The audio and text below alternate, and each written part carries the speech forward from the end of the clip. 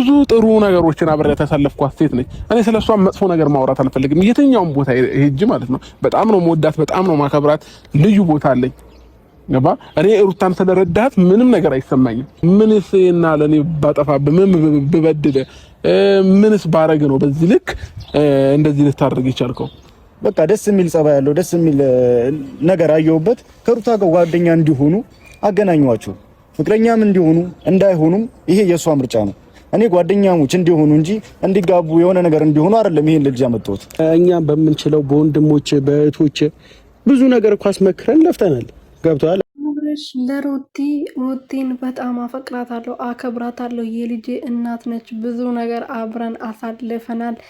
በጣም በተሰቃየውበትና በታመምኩበት ሰዓት እሷ ናት መታ እኔን ቀና ያረገችኝ። ዛሬ መጥፎ ነገር እንዲደርስባት አልፈልግም፣ ምንም ብንራራቅም መጥፎ ነገር እንድትሆን አልፈልግም ብሎ እንግዲህ በፈረንጁን ለምንድን ነው ደስታን ያመጣው? ምን ብጠላኝስ፣ ምን ያህልስ ብበድልክ ነው ይሄን ሁሉ ያረከው?